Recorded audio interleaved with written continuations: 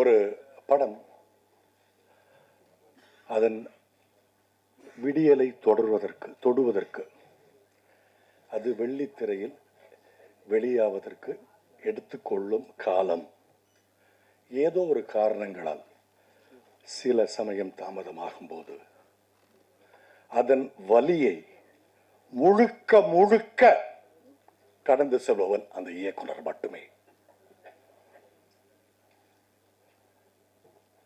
நடிகர்களாகட்டும், நடிகைகளாகட்டும், தொழில்நுட்ப கலைஞர்களாகட்டும், ஏன் தயாரிப்பாளர் கூட ஆகட்டும், வேறொரு கடந்து சென்று விடுவார்கள். ஆனால் ஒவ்வொரு மணித்துளியும் இந்த படம் எப்ப ரிலீஸ் ஆகும், நம்ம ப்ராடக்ட் எப்ப ஸ்கிரீனுக்கு வரும், இந்த காட்சி மக்கள் எப்ப ரசிப்பாங்க, இந்த சாங் எப்படி ரீச் ஆகும், ஒவ்வொரு செகண்டும் அவரோட வலியை அனுபவிக்கிறது டைரக்டர். அந்த வலியை என்னுடைய முதல் படத்தில் நான் அனுபவித்திருக்கிறேன் என்ற ஒரே காரணத்தினால் எனக்கு பேசுவதற்கு முழு தகுதி இருக்கிறது.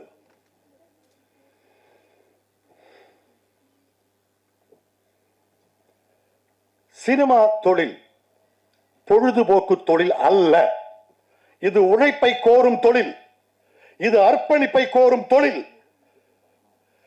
பக்கத்து தெரு மச்சான் சொன்னா, எழுத்த வீட்டில் இருக்கிற மாப்பிள்ள சொன்னா 30 வருஷமா சினிமாவில் அசிஸ்டன்ட் டைரக்டரா இருக்கான், படம் எடுத்தா இங்க வித்துறலாம் அங்க, இப்படிலாம் வராதீங்க தயவு செய்து.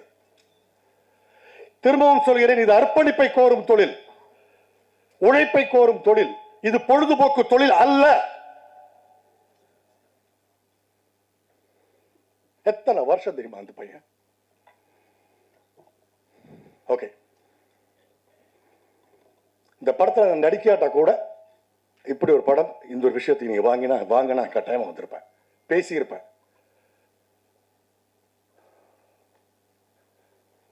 இன்னைக்கு இருக்கிற மேடையில் இருக்கிற இவ்வளவு பேர்ல எத்தனை பேர் இந்த படத்துல இன்வால்வ் ஆனவங்க, எத்தனை பேர் இந்த படத்தில் நடிச்சவங்க, எத்தனை பேர் இந்த படத்துல சம்பளம் வாங்கினவங்க? கிடையாது. ஏன்னா அவங்களுக்கு வேற வேற வேற வேற ப்ரையாரிட்டி இருக்கு. ஆனா இந்த டைரக்டருக்கு இந்த ஒரு படத்துக்கு போக முடியுமா? ஓகே, ஸோ பாலாஜிக்கு என்னுடைய வாழ்த்துக்கள். மீண்டும் இந்த படத்தை வேறொரு படத்தை எடுத்து செய்யக்கூடிய அவங்க யாருன்னு தெரியல, அந்த ப்ரொடியூசர்ஸ் திருமலை, உங்களுக்கு என்னுடைய வாழ்த்துக்கள். நல்ல ஒரு பெரிய புண்ணியம் செஞ்சுருக்கீங்க. என்னுடைய அண்ணன்கள் இருக்காங்க, என்னுடைய அப்பாக்கள் இருக்காங்க, சினிமாவில் உள்ள அப்பாக்கள் இங்கே இருக்காங்க, பெரியவங்க எல்லாம் இருக்காங்க. என்னால் கண்ட்ரோல் பண்ண முடியல, அந்த அளவுக்கான ஒரு பெயின். இனி மேல் இது இந்த